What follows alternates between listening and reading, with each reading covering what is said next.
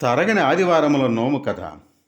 రాజు కూతురు మంత్రి కూతురు తరగని ఆదివారముల నోము నోచిరి.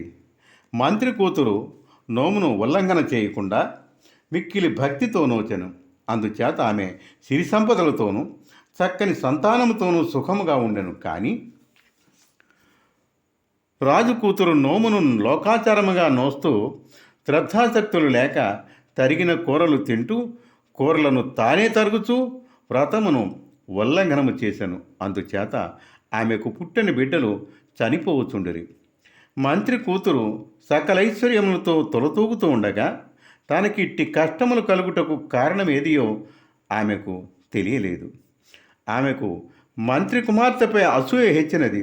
ఒకనాడు ఆమె మంత్రి కూతురి బిడ్డలు 13 ఇంటికి పిలిపించి వారి తలలు తరిగి వాటిని ఒక పెట్టి అందుంచి మంత్రి కుమార్తె ఇంటికి పంపుతుండెను. అంతలో పార్వతీదేవి మంత్రి కుమార్తె ఇంటి యందు ఇంకనూ 13 పిల్లల నుంచి వెడలిపోయాను. మంత్రి కుమార్తె ఆ పిల్లలకు భోజనం పెడుతూ ఉండగా రాజకుమార్తె పంపిన పెట్టె వచ్చింది. పెట్టి యందు ఏమన్నదో అని చూసేసరికి దాని నుండి మరో 13 బిడ్డలు సజీవులై వెలుపలికి వచ్చిరి. అది చూసి మంత్రి కుమార్తె మిక్కిలి సంతోషించి 26 బిడ్డలతోనూ సుఖజీవనము గడుపుతుండెను. రాజకుమార్తె యొక్క దాసి ఇదంతయో చూచి ఆశ్చర్యపోయి ఆ విషయము తన యజమానురాలికి తెలియజేశాను. అది విని రాజకుమార్తె మిక్కిలి ఆశ్చర్యమంది. ఆమె నోచిన నోమునే నేను కూడా నోచి తిని, కానీ ఆమె అదృష్టము అట్లుండుటకు నా దురదృష్టము ఇట్లుండుటకు కారణమేమి అని విచారించి ఆ విచారముతో ఒకనాడు అడవికి పట్టి పోవుచుండగా పార్వతీదేవి ముత్తైదవ రూపంతో ఆమె దగ్గరకు వచ్చి, అమ్మాయి, నీవు రాచబిడ్డవలే ఉన్నావు, ఒంటరిగా ఈ అడవికి వచ్చితివేమమ్మా అని అడిగింది.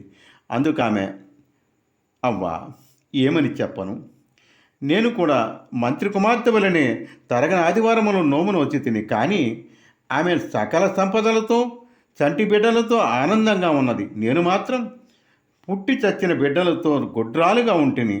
బిడ్డలు లేని గొడ్రాలి బతుకు నాకెందులు కనుక్కుని అడవులు పట్టి తినమ్మా అని జవాబు చెప్పాను.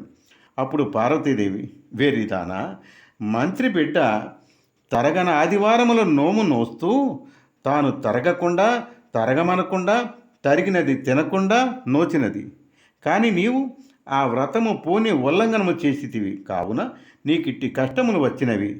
ఇంటికి వెళ్ళి నీవు ఆ వ్రతమును సక్రమంగా చేయుము అని చెప్పాను. అది విని ఆ రాజకుమార్తె ముసలి ముత్తైదువును వెంటబెట్టుకుని తన ఇంటికి వెళ్ళి తరగని ఆదివారముల నోమును క్రమం తప్పకుండా చేసి ఆమె కూడా సిరి సంపదలతోనూ చిన్నారి పాపలతోనూ సుఖముగా ఉండెను. ఉద్యాపనం. తరగమనకుండా తరిగిన కూరలు తినకుండా ఉండి తలంటి నీళ్లు పోసుకుని నోము నోచుకొని 11 కొబ్బరికాయలు, 11 కాసులు, ఒక చీర, ఒక రవికల గుడ్డ పెట్టెలో పెట్టి ముత్తైదువునకు వాయనమొసంగవలెను.